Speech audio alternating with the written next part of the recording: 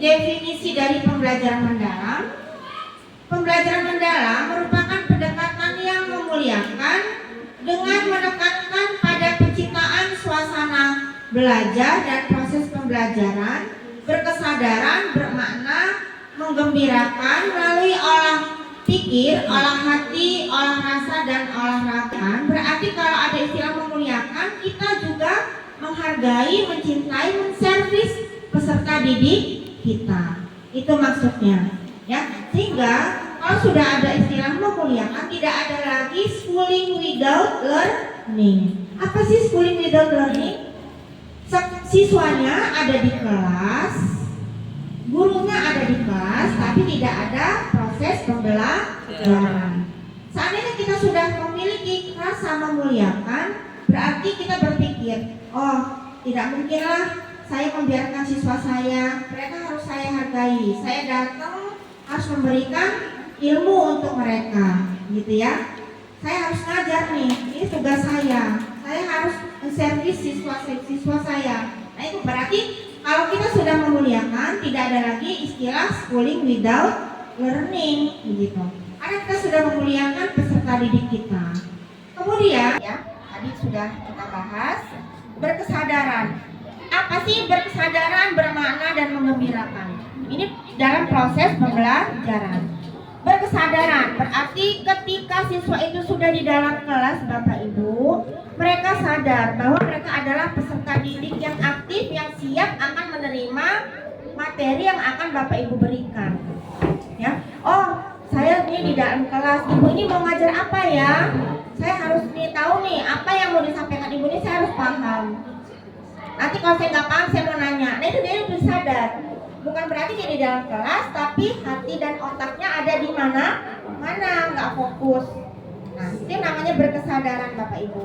Dia ada motivasi intrinsik bahwa dia akan belajar. Ya. Kemudian kalau meaningful atau bermakna, ini berkaitan dengan makna atau manfaat dari materi yang Bapak Ibu ajarkan. Misalnya, apa sih manfaat belajar penjumlahan, pengurangan, pembagian, perkalian? Nah, siswa harus tahu, Bapak Ibu. Jadi ketika Bapak Ibu mengajar, sebelum mengajar diberitahu, anak-anak, Ibu akan mengajar ini. Nanti manfaatnya untuk kalian mungkin akan apa? Nah, kalau sudah seperti itu, biasanya anak itu lebih tertarik. Oh iya, jadi saya harus tahu nih, karena belajar mata ini manfaatnya ini, begitu ya. Dan menggembirakan, apakah menggembirakan harus tepuk-tepuk, nyanyi-nyanyi terus, ice breaking terus, Bapak Ibu? Tidak harus seperti itu, ya. Menggembirakan salah satunya suasana kelas yang kondusif. Kalau kotor, bau, gimana mau gembira ya? Begitu ya. Atau melihat bahwa memang menggembirakan itu tidak harus selalu tepuk-tepuk, ice breaking, dan termasuk metode pembelajarannya. Menggembirakan seperti mungkin sesekali games atau out class, nggak apa-apa ya Bapak Ibu ya. Kalau siswa gembira dalam menerima proses pembelajaran, pasti akan masuk ke akal pikiran dia. Begitu ya Bapak Ibu. Ini hanya sekilas-sekilas aja. Kemudian ada pengalaman belajar Bapak Ibu. Pengalaman belajar ada berapa? Ada 3 ya. Memahami, mengaplikasi, dan merefleksi.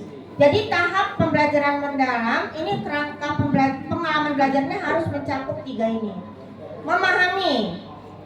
Contoh, Bapak Ibu, mungkin mereka baca buku terlebih dahulu atau melihat video pembelajaran dahulu untuk mendapatkan pemahaman. Mungkin apa sih organ-organ peredaran darah? Oh, ada darah, ada jantung. Kemudian aplikasi. Kalau aplikasi, ini tahap dimana sudah mulai menghubungkan dengan kontekstual, dengan dunianya nyata. Contoh, kalau misalnya ini sistem peredaran darah ya, masih nyambung ya, merefleksi. Dan lanjut, selanjutnya ini kegiatan pembelajaran. Ini ada 4 praktik pedagogis. Ini berkaitan dengan metode yang akan Bapak Ibu gunakan ketika mengajar. Metode apa? Apakah itu kemitraan pembelajaran? Ini opsional ya Bapak Ibu ya. Kemitraan pembelajaran ini opsi. Nah, Bapak Ibu bermitra dengan kantin, itu perlu ya. Kemudian lingkungan belajar ini mungkin bisa yang berkaitan dengan ruang fisik, mungkin kadang di lab, laboratorium, kadang di outclass dan lain-lain.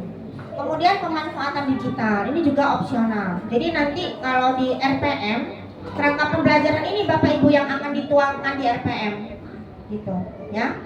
Ini langkah-langkahnya. Bilangan berarti kompetensinya adalah menunjukkan pemahaman, kontennya adalah bilangan, ya enggak?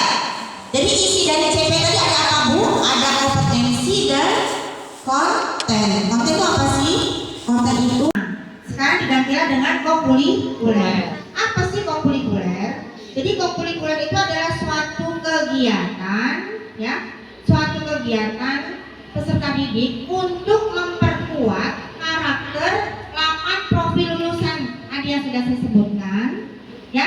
Namun di sini bukan intrakurikuler, ya. Kalau intrakurikuler itu acuannya apa Bu tadi? CP kan? Kalau kokurikuler ini diberikan kebebasan pada satuan pendidikan masing-masing, ya. Sama dengan pembelajaran yang dilaksanakan untuk penguatan, pendalaman atau pengayaan kegiatan intrakurikuler dalam rangka pengembangan kompetensi terutama penguatan karakternya, yaitu 8 profil lulusan.